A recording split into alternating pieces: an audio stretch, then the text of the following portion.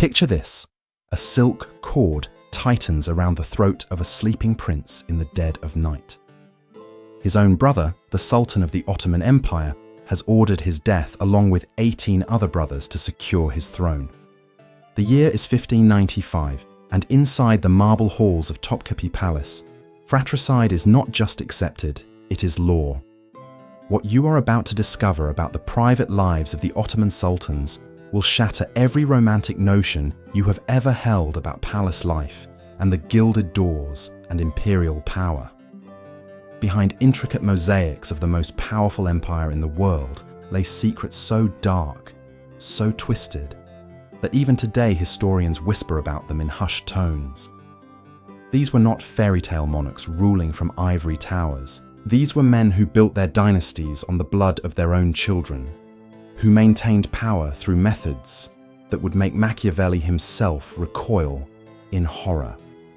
Before we descend into this labyrinth of imperial darkness, if you find yourself captivated by the hidden truths of history, consider hitting that subscribe button and let me know in the comments where you are watching from.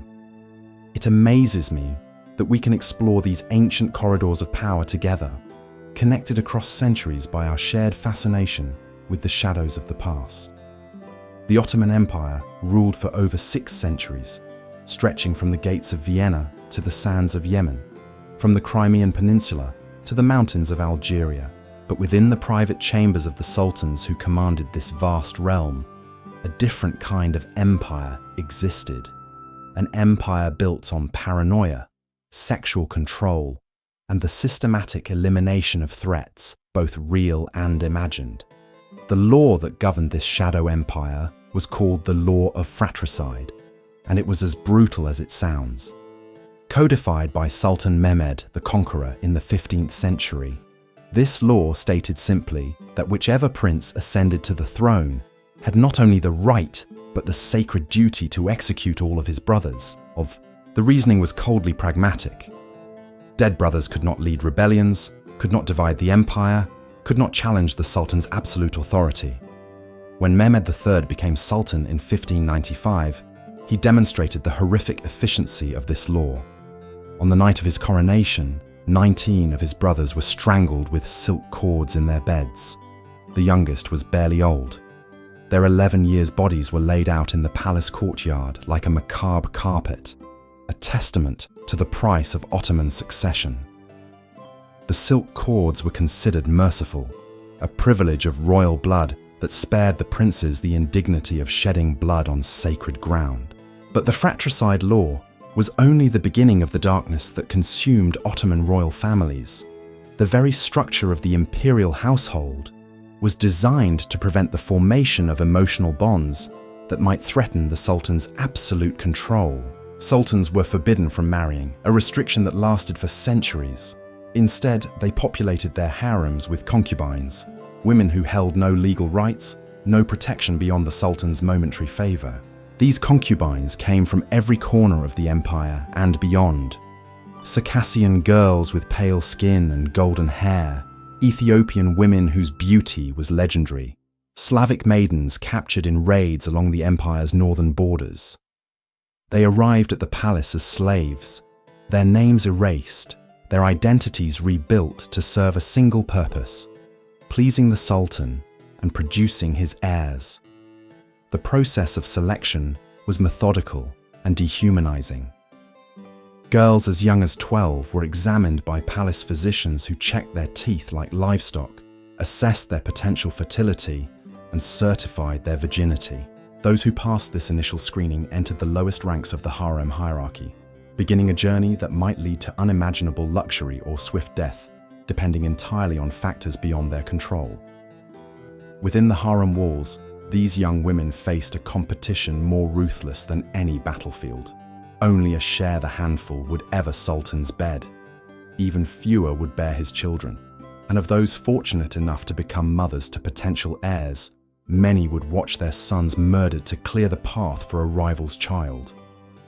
The Haseki Sultan, the Sultan's favorite concubine, wielded power that rivaled that of European queens, yet she remained technically a slave who could be discarded or executed at a moment's notice.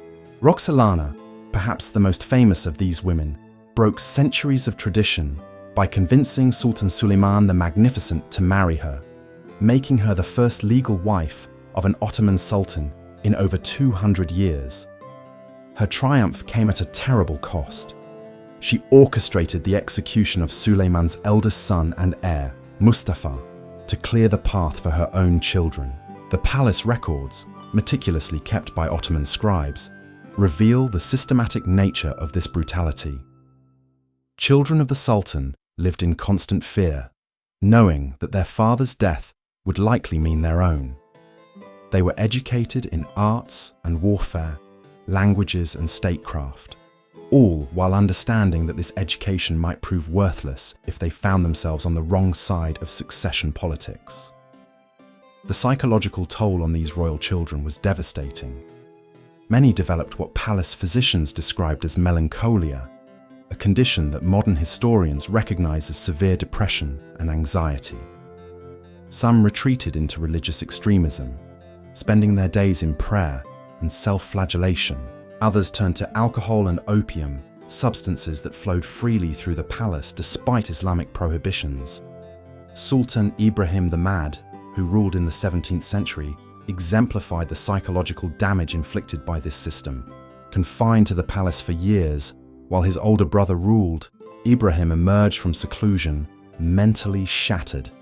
His reign became a catalogue of sexual excess and arbitrary cruelty that horrified even the jaded Ottoman court. He ordered the drowning of his entire harem of 280 women after suspecting one of infidelity. Their bodies weighted with stones and cast into the Bosphorus.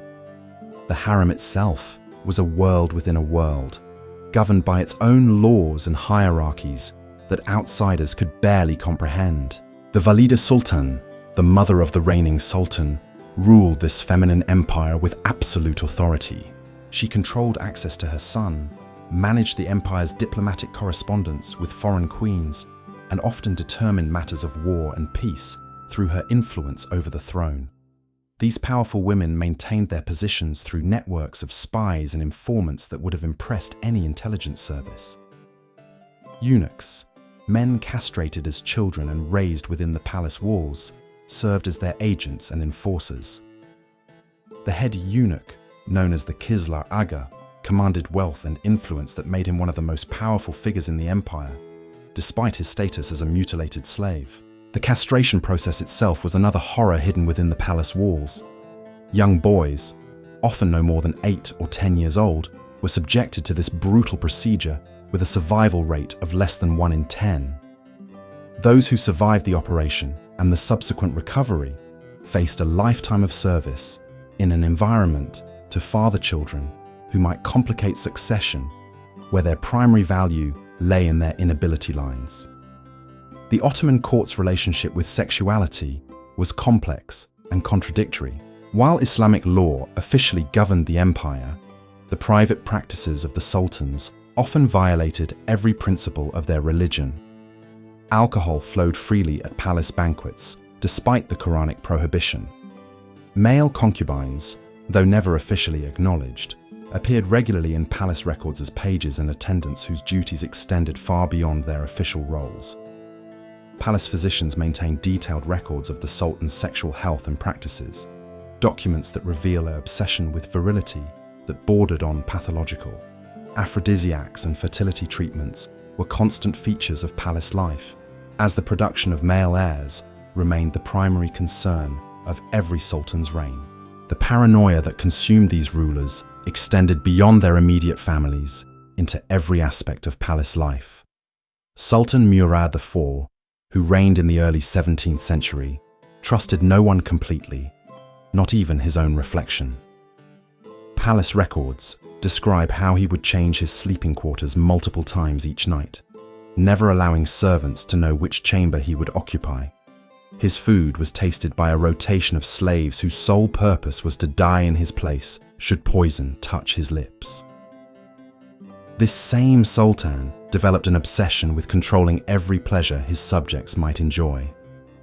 He banned coffee houses throughout the empire, not for religious reasons, but because he feared men gathering to discuss politics over steaming cups. Anyone caught smoking tobacco faced execution on the spot. Murad would disguise himself and walk the streets of Constantinople at night, personally beheading violators with a sword he carried for this purpose alone. By the end of his reign, he had executed over 25,000 of his own subjects for infractions as minor as singing too loudly or wearing clothes he deemed inappropriate. The palace archives reveal another disturbing practice that haunted Ottoman succession: the systematic imprisonment of potential heirs in what became known as the cage. Starting in the 17th century, brothers of reigning sultans were no longer executed, but instead confined to luxurious apartments within Topkapi Palace for their entire lives. These gilded prisons contained every comfort, except the one thing that mattered most: freedom. Princes might spend decades in these chambers, attended by mute servants and aging concubines who could bear no children. They were given books, musical instruments, and elaborate meals, but no contact with the outside world beyond the palace walls.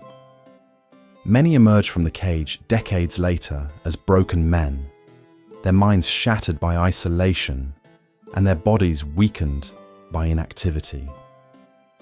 When such a prince finally ascended to the throne, the empire often suffered under rulers who had no understanding of governance or human nature. Sultan Mustafa exemplified this tragic pattern.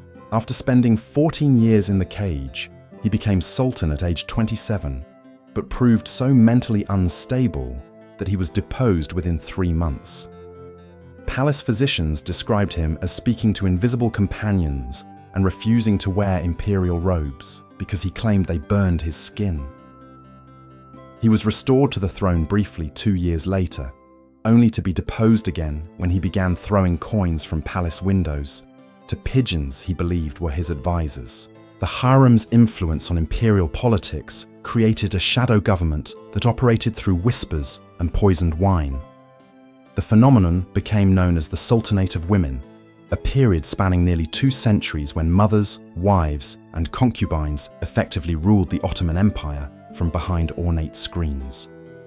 These women wielded power through their sons and lovers, but their methods were often more ruthless than those of any sultan. Ottoman Sultan, who controlled the empire for decades through her influence over multiple sultans, ordered the execution of her own grandson to prevent him from challenging her authority. She maintained networks of assassins disguised as palace servants, men who could slip poison into a rival's sherbet or arrange for a competitor to suffer a fatal fall down marble stairs. Her reign ended when her daughter-in-law arranged for her to be strangled with curtain cords in her own chambers, the very method she had used to eliminate countless enemies. The sexual practices within these palace walls defied both Islamic law and human decency. Sultans collected concubines like trophies, but the sheer number of women created logistical nightmares that required elaborate protocols. Sultan Abdulaziz maintained a harem of over 800 women, necessitating a complex rotation system managed by the head eunuch. Each woman was assigned specific nights and times, with detailed records kept of every encounter to prevent disputes and ensure imperial attention was distributed according to palace hierarchy. The competition among these women drove them to extremes that shocked even the experienced palace staff. Poison became as common as perfume in the harem quarters. Concubines would slip mercury into rivals' cosmetics, causing slow madness and death. Others used plant extracts that induced miscarriages in pregnant competitors. The palace physicians developed an entire medical specialty devoted to detecting and treating these various toxins. Though their success rate remained discouragingly low, some sultans developed sexual obsessions that transformed the palace into theatres of depravity. Ahmed III became fixated on pregnant women, demanding that his concubines remain perpetually with child. Those who failed to conceive within prescribed timeframes faced exile to distant provinces or worse fates. The constant pregnancies and births turned sections of the harem into virtual nurseries, filled with infants whose fathers cared nothing for their welfare beyond their symbolic value. The eunuch system that governed these arrangements represented perhaps the most systematic cruelty in Ottoman palace life. Boys purchased from slave markets across Africa and Eastern Europe underwent castration in procedures so brutal that mortality rates exceeded 90%.